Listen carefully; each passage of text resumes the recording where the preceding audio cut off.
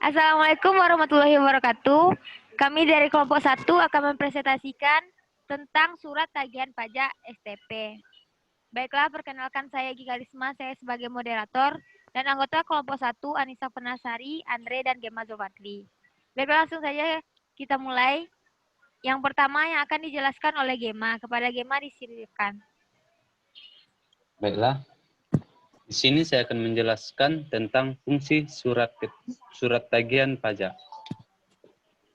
Pasal 1 Undang-Undang Nomor 28 Tahun 2007 menjelaskan bahwa surat tagihan pajak atau STP adalah surat untuk melakukan tagihan pajak atau sanksi administrasi berupa bunga atau denda dan berfungsi sebagai koreksi pajak terutang, sarana mengenakan sanksi kepada wajib pajak, serta sarana menagih pajak. Fungsi surat tagihan pajak. Dari pasal di atas, bisa kita simpulkan bahwa STP berfungsi yang pertama sebagai koreksi atas jumlah pajak yang terutang menurut STP wajib pajak. Yang kedua, sarana untuk mengenakan sanksi berupa bunga atau denda. Dan yang ketiga, sarana untuk menagih pajak. Terima kasih, saya kembalikan kepada moderator. Terima kasih kepada Gemma.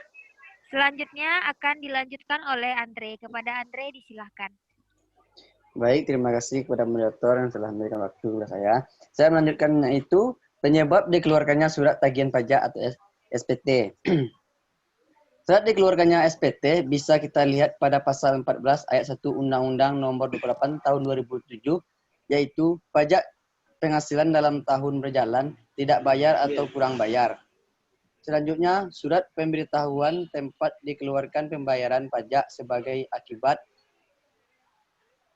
akibat salah tulis dan atau salah hitung. Selanjutnya, wajib pajak dikenakan sanksi administrasi berupa denda atau bunga. Pengusaha yang dikenakan pajak berdasarkan Undang-Undang PPN tetapi tidak dilaporkan kegiatan usahanya untuk dikukuhkan sebagai pengusaha kena pajak. Pertama, pengusaha yang tidak dikukuhkan sebagai pengusaha kena pajak tetapi membuat faktur pajak. Dua, pengusaha yang telah dikukuhkan sebagai perusahaan kena pajak tetapi tidak membuat faktur pajak. Ketiga, KPP membuat faktur pajak tetapi tidak tepat atau tidak sesuai dengan fungsi selengkapnya. Sekian, terima kasih. Saya kembalikan kepada moderator.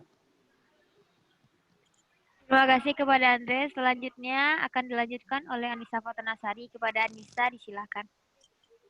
Baiklah, saya akan menjelaskan tentang C, sanksi STP. Sanksi yang akan diberlakukan bagi penerima STP juga telah diatur oleh pasal 14 Undang-Undang Nomor 28 Tahun 2007, yaitu sanksi administrasi. Sanksi administrasi berupa denda jika wajib pajak tidak atau terlambat menyampaikan SPT masa dan Rp 100.000 jika tidak atau keterlambatan menyampaikan SPT tahunan.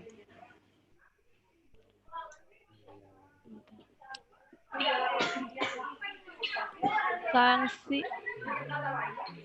administrasi berupa denda 2% dari pengenaan pajak dalam hal pengusaha Suara Caca jauh, Ca.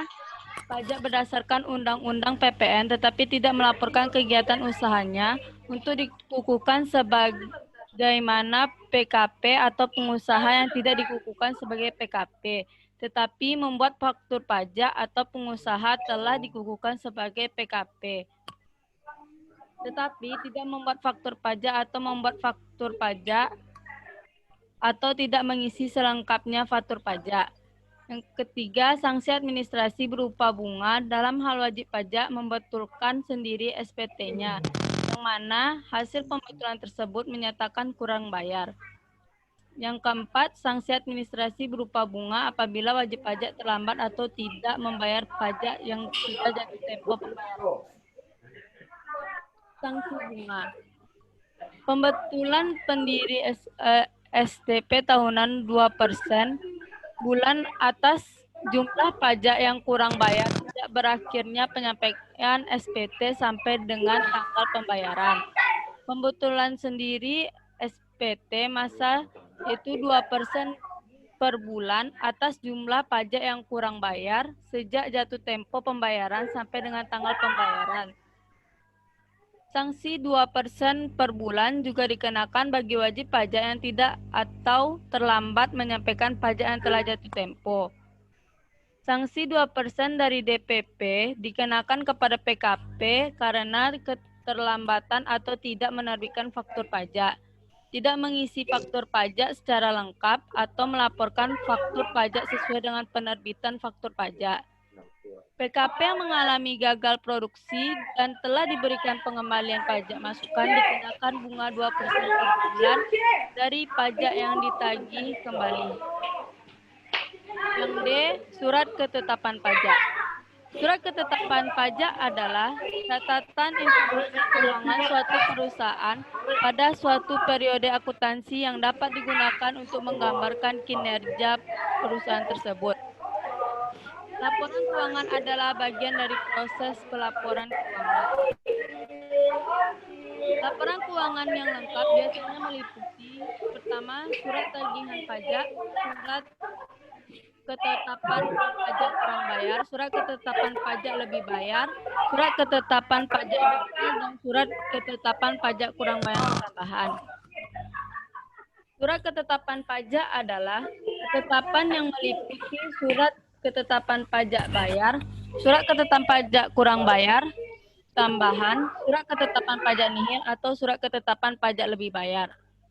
Surat ketetapan tersebut dihasilkan dari proses pemeriksaan pajak yang dilaksanakan oleh petugas fungsional pemeriksaan pajak maupun penyidik pajak atau hasil penelitian dari petugas pengawasan dan konsultasi pajak.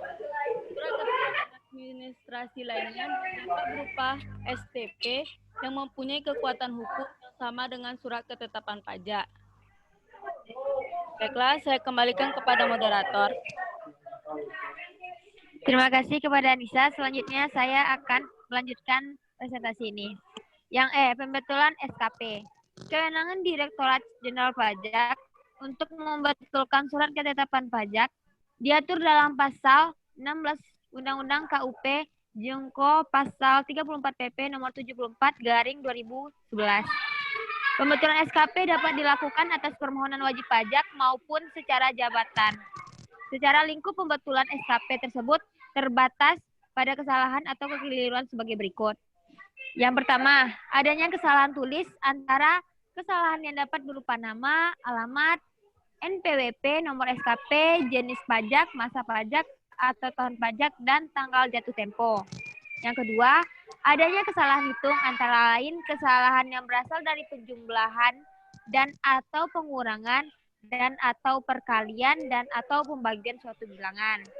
Yang ketiga, adanya kekeliruan penerapan ketentuan yaitu kekeliruan penerapan tarif, penerapan persentase norma perhitungan, penghasilan neto, penerapan sanksi administrasi, dan lainnya. Baiklah contoh kasus. PT ZZZ merupakan PKP yang memiliki omzet senilai 100 juta pada Januari 2018. Namun PT ZZZ baru membuat SPT masa PPN pada 7 Maret 2018 dan terdapat kurang bayar senilai 200.000. Maka berikut ini sanksi administrasi berupa denda serta bunga yang perlu PT tersebut tanggung. Omzet per bulan 100 juta, PPN 10 juta, terbayar sebesar 9.800.000 sehingga terdapat kurang bayar. PPN kurang bayar 200.000. Telat membuat SPT masa PPN 500.000, bunga atas telat membayarkan pajak dan diketahui terdapat kurang bayar 2% kali 200.000, 4.000. Jadi total yang harus PKP PT ZZZ bayarkan adalah 200.000 tambah 500.000 ditambah 4.000. Jadi totalnya 704.000. Kurang bayar, telat bayar, dan denda 2% per bulan atas jumlah pajak kurang bayar sejak jatuh tempo pembayaran. SPT masa PT tersebut pada tanggal 7 Maret 2018 yang kurang bayar menyebabkan PT tersebut harus terkena sanksi administrasi berupa denda. SPT yang kurang bayar ternyata juga telat dibayarkan oleh PT tersebut, maka PT tersebut harus membayar denda-denda tersebut. Dan untuk masa yang akan datang, sebaiknya PT tersebut memperhatikan pajaknya jangan sampai kurang bayar serta telat bayar.